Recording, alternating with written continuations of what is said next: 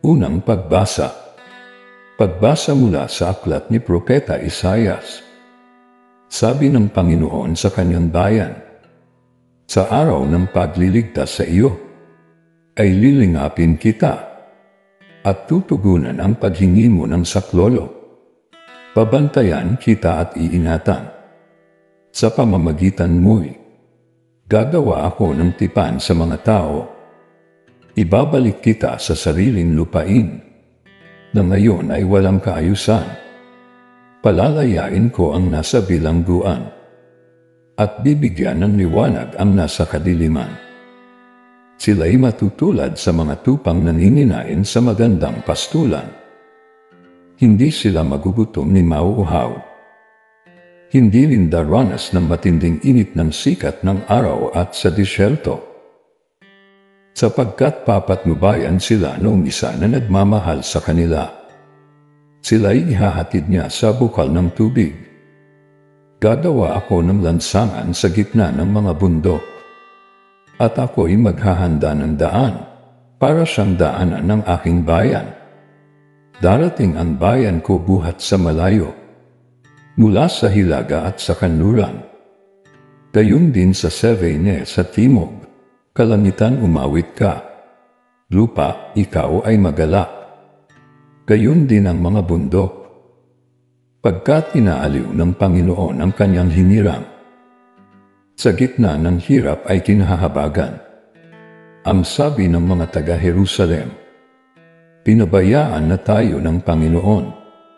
Nakalimutan na niya tayo.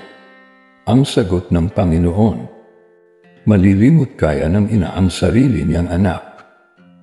Hindi kaya niya mahalin ang sanggol na iniluwal. Kung mayroon mang inang lumilimot sa kanyang bunso, ako'y hindi lilimot sa inyo kahit na sandali. Ang salita ng Diyos. Salamat sa Diyos. Salmong tugunan. Pag-ibig ng Diyos ay ganap, sa tanan siya ay nahahabag.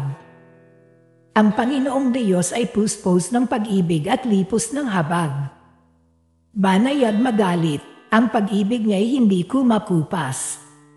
Siya ay mabuti at kahit kanino'y hindi nagtatangi. Sa kanyang nilikha, ang pagtingin niya ay mamamalagi. Pag-ibig ng Diyos ay ganap, sa tanan siya ay nahahabag. Di ka bibiguin sa mga pangako pagkat ang Diyos ay tapat. Ang kanyang ginawa kahit na ano ito ay mabuting lahat. Siya'y tumutulong sa lahat ng tao na may suliranin. Iyaong inaapi, inaalis niya sa pagkagupiling. Pag-ibig ng Diyos ay ganap, sa tanan siya ay nahahabag. Matuwid ang Diyos sa lahat ng bagay niyang ginagawa.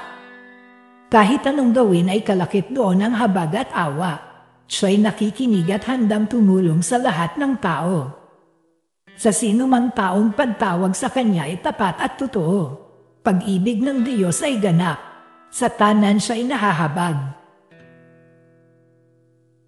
Awit pambungad sa mabuting balita. Pagkabuhay ako't buhay, nabubuhay na sino mang ako'y pinananaligan, ay di mapapanaigan ng kamatayan kailanman. Ang mabuting balita ng Panginoon ayon kay San Juan. Noong panahong iyon, sinabi ni Jesus sa mga Hudyo, ang aking ama'y patuloy sa paggawa, at gayon din ako, lalong pinagsikapan ng mga Hudyo na patayin siya. Sapagkat nilabag na niya ang batas tungkol sa araw ng pamamahina ay sinasabi pa niyang ang Diyos ang kanyang ama, at sa gayo'y ipinapantay ang sarili sa Diyos.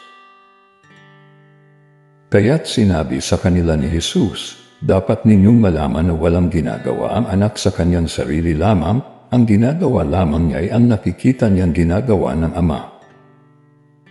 Ang ginagawa ng ama ay siya ring ginagawa ng anak.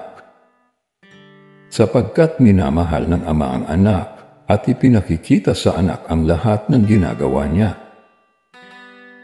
At higit pa sa mga ito ang mga gawang ipakikita sa kanya ng ama at manggigilalas kayo. Kung paanong binubuhay ng ama ang mga patay, gayon din naman, bubuhayin ng anak ang sinumang nais niyang buhayin. hindi humahatol kaninuman ng Ama. Ibinigay niya sa anak ang buong kapangyarihang humatol upang parangalan ng lahat ang anak tulad ng kanilang pagpaparangal sa Ama. Ang hindi nagpaparangal sa anak ay hindi nagpaparangal sa Amang nagsugo sa anak. Sinasabi ko sa inyo, ang nakikinig sa aking salita at nananalig sa nagsugo sa akin ay may buhay na walang hanggan. Hindi niya siya hahatulan kundi inilipat na sa buhay mula sa kamatayan. Tandaan ninyo, darating ang panahon, ngayon na nga, na maririnig ng mga patay ang tinig ng anak ng Diyos at ang makinig sa Kanya ay mabubuhay. Ang Ama ang may kapangyarihang magbigay buhay at ang anak ay binigyan niya ng kapangyarihang magbigay buhay. Binigyan din siya ng kapangyarihang humatol sapagkat siya ang anak ng tao. Huwag ninyo itong pagtakhan sapagkat darating ang oras na maririnig ng mga patay ang kanyang tinig. Sila'y muling mabubuhay at lalabas sa kinalilibingan nila. Lahat ng gumawa ng mabuti ay pagkakalooban ng buhay na walang hanggan at lahat ng masama ay parurusahan. Wala akong ginagawa sa sarili ko lamang. Umahatol ako ayon sa sinasabi sa akin ng Ama, kaya't matuwid ang hatol ko, hindi ang sarili kong kalooban ang aking sinusunod kundi ang kalooban ng nagsugo sa akin. Ang mabuting balita ng Panginoon. Pinupuri ka namin, Panginoong Hesukristo.